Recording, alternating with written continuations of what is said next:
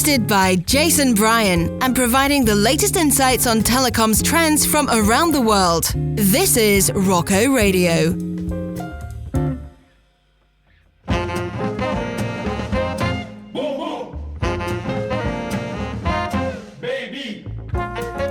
Welcome to Eureka, the podcast from ROCCO Radio that untangles the wires and dives deep into the heart of the ever-evolving telecoms industry, focused on innovation.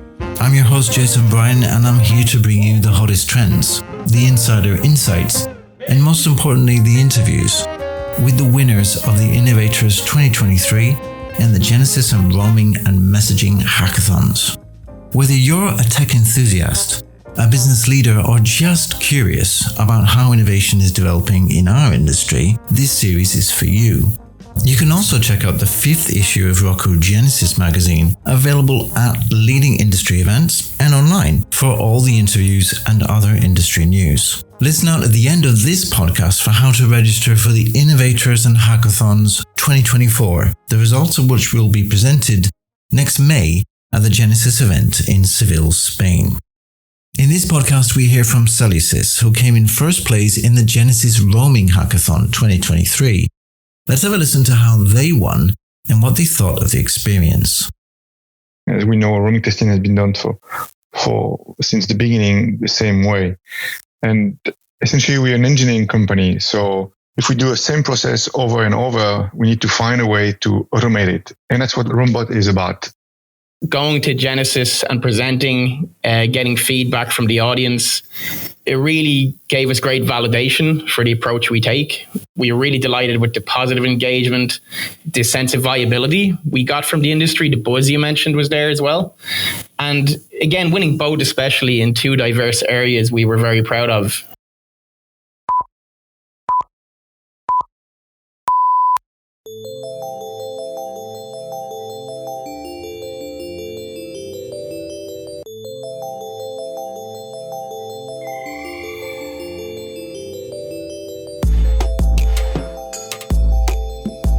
Well, it's a real pleasure to be here with Daniel and Charles from Cellusys. Hello, guys. Hi, Jason. Hi, Jason. Great to have you guys here.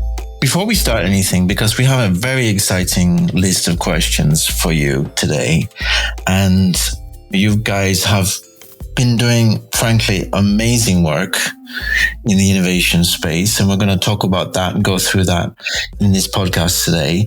Before we get on to that, could you please introduce yourself to our listeners?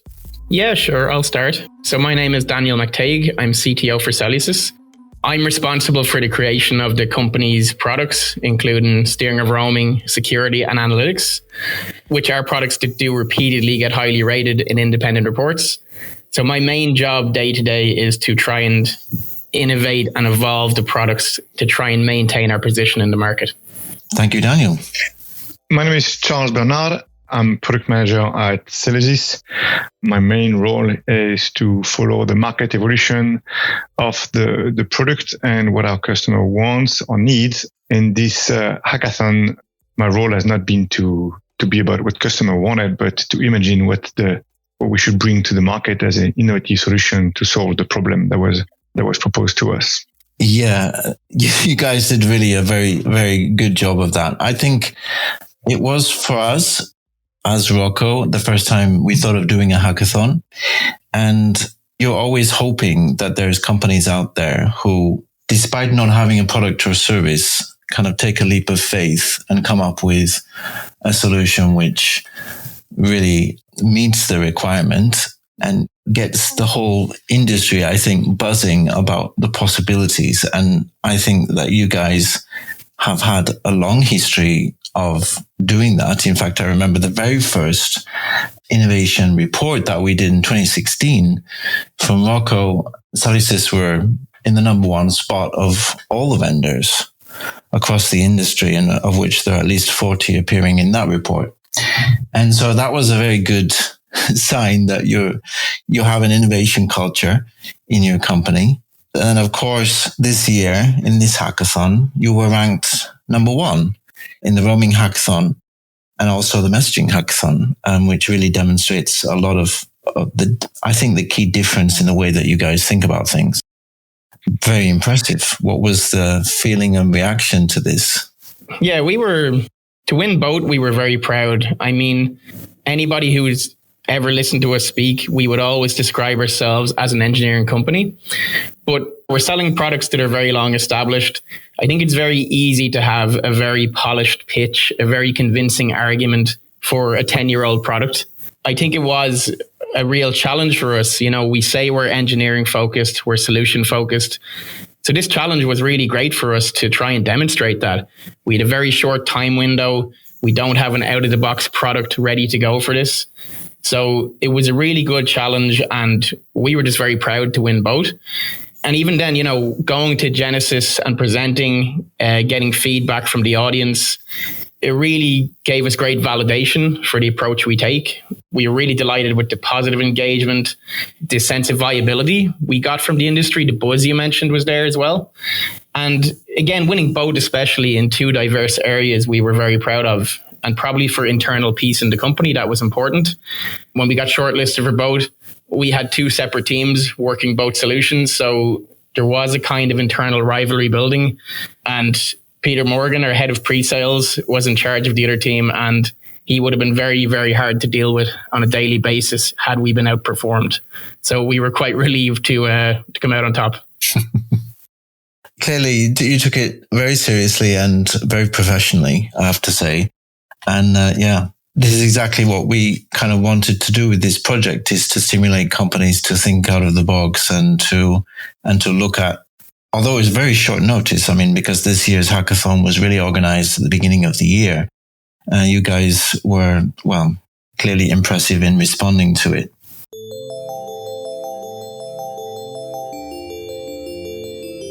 Could you explain to us about the solution which you proposed to this requirement? Yes. So essentially, the solution was to overcome the problems we face when we do roaming testing. As we know, roaming testing has been done for since the beginning the same way. And essentially, we're an engineering company. So if we do the same process over and over, we need to find a way to automate it. And that's what Roambot is about. Is a solution to automate the whole process of roaming testing, or as much as we can do. Essentially, it leverages the APIs that are implemented into mobile networks and roaming testing probe, remote testing probes that would be used to perform the IREC test. So essentially, the APIs, they're being used by Roambot to do the data configuration of the network and the SIM cards to be tested with. Instead of sending that to someone, it directly sends it to the network and asks the network to do it. The same it will fetch tab files once the tests are being performed, or it will also assist for the command test. And the remote testing probe are there to perform and execute the IREC test themselves on both sides, the VPMN and home PMN.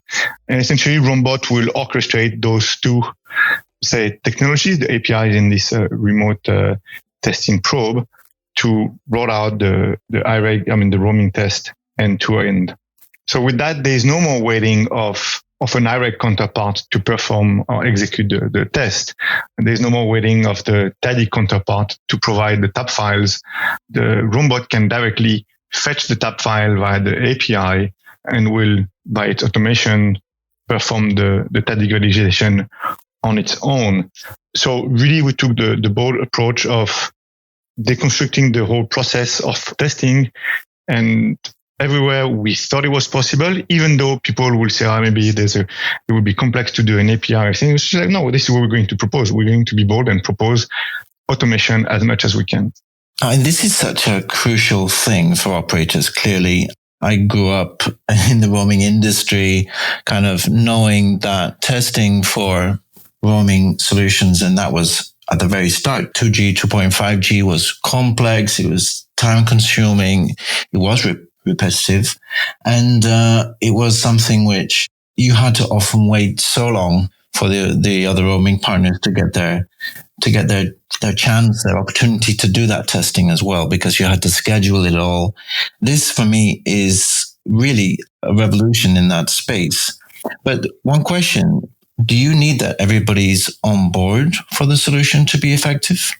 I mean, ideally, yes, in the sense that if both roaming partners onboarded with Roambot, it will be much faster because Roambot will talk to Roambot in a sense that it will send requests to the API of the home PMN and API of the VPMN and vice versa, and request both probes to do the test. But even if one operator is the member, it's already beneficial for that specific operator. That will reduce the dependencies on internal resources to perform the time-consuming task. So the data configuration on its network will be done automatically via Roambot, and the same for the inbound testing. And also, we see that as somehow an opportunity for Roambot, because the other side will see, this operator is very fast. Data implementation has been done very quickly, and IREG testing has been done very quickly. So we also see it as a publicity for Roambot, and hopefully expanding the community of operators adopting Roambot. Yeah, it's certainly something I can see the benefits here, clearly both sides. And I think the question is around whether a single operator could utilize it without their roaming partner having it, because we all know that these mobile operator infrastructures move at different speeds, right? It's a feeling that, I can take an innovative approach, but I either need everybody on board or I'm doing it in isolation, which doesn't necessarily help. So with this in mind, what is next for Roambot? Where could it go from here? And how can we get people involved in looking at that? Following on from Genesis, we got great feedback in Genesis to the solution. And after that, we engaged with a few operators to get their opinions, to see how they could progress it forward. And then we were invited to I/O as well, where again, we got very good feedback and a lot more engagement. Where we are now, we want this to be open. We want it to be global. We don't want this to be something that's very much buy this magic box of Cellusys and everything works. We know that won't scale. We need it to be open and available to everybody. So we're taking a standards-based approach. The APIs that Charles mentioned, they have to be standardized. We have to know exactly what information is shared between two networks to enable IREG testing, TADIG testing, and service launch. And we need to map that information onto API calls. We need to understand the day-to-day flows or day-to-day work of IREG teams when they're setting up these tests. And again, everything that somebody does manually, we turn into an API call. We know every operator does more or less the same thing. So what we need is community input. We need the community to own this. We need them to define it. We need them to say, this is exactly what's needed. And then we'll build it. We'll build Roambot on them specifications. We'll enable end-to-end testing with their collaboration all the way to make sure it's fit for purpose. And how we go from there, for us, automation is a must for operators. It's just not viable to continue doing things the same way. People are too valuable a resource to be spending time doing repetitive tasks. Look around the world today beyond telecoms, ChatGPT, which everyone loves talking about. That does a lot of boilerplate work for us today. It does work that I would not want my employees spending time doing. But still with IREG testing, we do the same thing over and over. And I do think it's time that operators address the elephant in the room, catch up here, and the benefit is there for them. It's going to be a huge cost saving going forward. It's going to greatly improve efficiency and speed. And we would just look for them to engage, to get involved, to give their opinion, to tell us how they would like it to work, and to work with the community to make it real. I think it sounds like an excellent approach. And I think that we can already see some major operators and operator groups getting very excited about this. And I think, yeah, you're right. Working closely with them, doing some project work with them to ascertain what is the requirement, to make sure that it matches the requirement very, very carefully. I think that's definitely the right approach. And though we'll do everything we can to support you in making that happen. So, yeah, I think it sounds like a very positive future for this, but I think, will require we keep on top of it and bring it to fruition, because it has certainly matched the requirement that was set out by Ordu in the hackathon at the beginning. I know they're very impressed with the solution.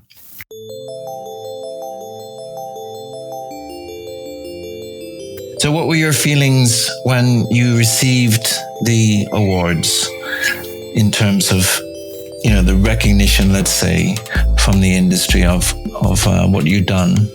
It was a mix of pride and nostalgia, and I'll explain a bit of both. Definitely pride, because Cellusys was again recognized as an innovator, and the roaming testing was not our forte, but we took a bold approach, as we like to do, and we decided to present that solution, and it got recognized. And so not only by the award, but as we said, by the enthusiasm and the buzz around it during the Genesis. And a bit of a personal level, some nostalgia, because in my experience, I have led a testing team. We were doing a roaming testing team. We were doing roaming testing for mobile operators in an outsourcing way. And we had optimized everything we could, but we did not automate as much as Roambot. But we had the idea. We knew that there was going to be the way, but we didn't have a platform such as the hackathon of ROCCO to present our ideas. So somehow for me, it was also a bit of a nostalgia and recognition from my past colleagues with the one I had the idea, but definitely those who did the work and presented it were the Cellusys team, and I'm proud of that. Yeah, it's interesting, isn't it? How we often don't have, let's say, time or focus to be spending on more creative ways of doing things. We're too busy firefighting our daily jobs, but it feels like this concept of a hackathon could be useful for other projects that we need to do. And would you recommend it to be part of such a hackathon to other potential participants? Yeah, I would. And on that point, Jason, I think you are right that doing these things, it's not always the easiest thing to do on a day-to-day basis, but in the long term, it's the right thing to do. It's going to be a huge saving in the long term. Automation is always a big saving in the long term for anybody who invests. I think the hackathon was a great opportunity to just step out of the day-to-day and actually take on a big challenge with a time limit, with a specific goal. It's something that's quite hard to justify doing normally, but with an award at the end from ROCCO, we had to try. But I would definitely recommend people to get involved. I would say companies that want to get involved should consider stepping a bit outside their own comfort zone, not just sticking to their exact products or trying to match an existing product to the problem. Try and solve the problem with your own experience, with your own knowledge, with your own intelligence. And I would say from first principles, I think people can get a bit, you can start thinking, oh, this won't work because X, Y, or Z, because I know there's some difficulty here. I think that's the wrong way to approach it. I think you need to be ambitious when approaching it and just look at the problem, look at the optimum solution. Now, in the end, we went for an ambitious approach because there's no point in taking a conservative approach, factoring in all the difficulties you may face. We're better off aiming for an ideal. And if the practicalities in making it real mean there's some compromise on that, that's fine. But we're better off starting with the most ambitious approach we can. And there's a quote that I kind of like that sort of sums up that approach, which was, it was Mark Twain. They did not know it was impossible, so they did it. I think being an outsider is actually a helpful thing. This is not the day-to-day for us. So we can just look at it purely from an engineering point of view. We don't know that it's not possible, so we develop something that will work. There's no major magic in the solution. It's APIs, it's collaboration. There's no magical AI box or anything that people can't grasp. It's all very achievable. And I'd say the same for anybody. Just don't get stuck on any previous experience. Just start from first principles, be ambitious, and try to build the best possible solution. I mean, it's very commendable because you talk about there's no magic behind it, but I think what we've been lacking so much in our industry. I mean, I started in roaming 27 years ago, and I feel that we're using the same processes and the same systems we were using. Let's say the biggest transformation that happened in the operational side of roaming really came with email, because before then we were using fax to send documentation. And I'm kidding. It's not kidding. It's like for me, this is like magic because it's actually engaging with digital transformation, let's say, or digitalization of our working practices. And that's essential now. I think it's essential we do explore that. And for an engineer like yourself, I mean, it's not so amazing, but for the rest of the operators, I mean, I think they can recognize that we should be doing a lot more of this. And that's a very great thing to hear. Well, I would agree, Jason. And the thing is, when I say it's not magic, is the nature of a hackathon, we've been completely open with how the solution works, how we propose it to work. So there's nothing in there that anyone could tell me cannot be done. It's technically straightforward, right? There's cooperation needed, there's moving parts, but there's nothing there that can't be done. And nobody could point to a technical challenge that cannot be overcome. So really, it's just an industry willingness. You know, if they're willing to engage, willing to kind of work to make this real, then it will work. There's no technical barrier. It's not hard. It's just cooperation, industry cooperation. So a lot of it is people rather than technology that needs to drive this.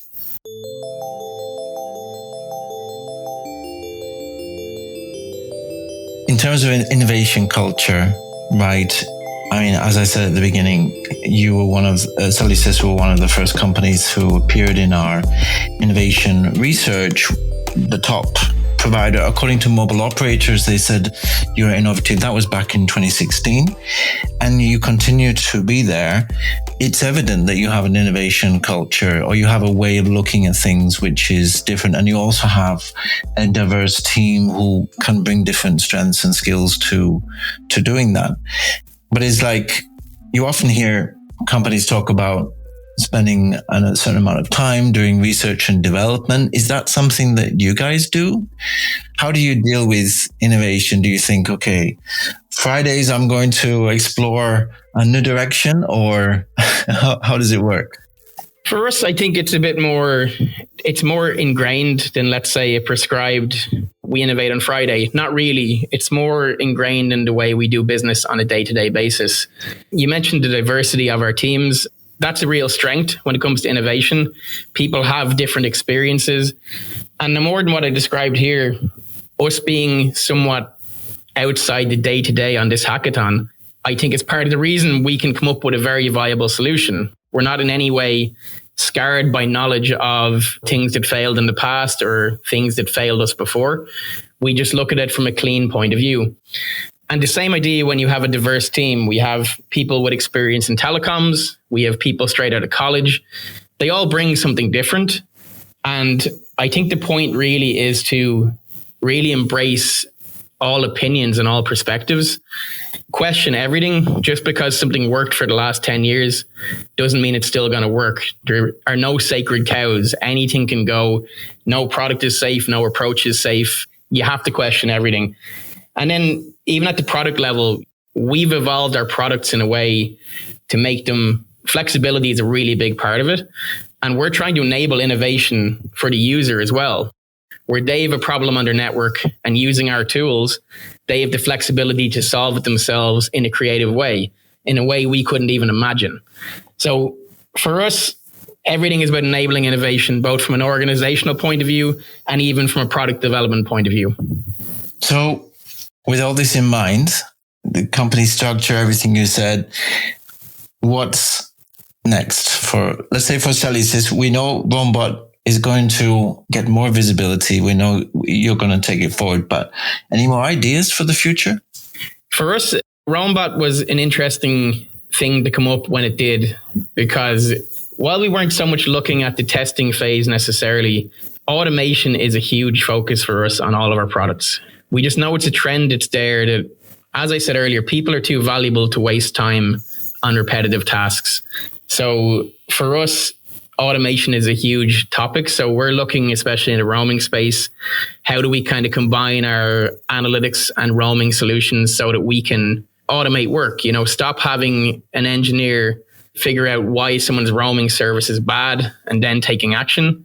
We want to automatically figure out and recognize there's a problem in roaming. Let's take an action automatically to solve the problem before the user complains, before I have an engineer investigate it. So automation is a huge focus for us. That's like strategically what we want for all of our products is to be automation focused. And then obviously the other things, like 5G is coming as well. We need to adapt to that. There's going to be a lot of new opportunities, and we're well suited to take on the challenge. You probably know yourself, 5G roaming, there's a lot of conversation still going on about how this will work in the end.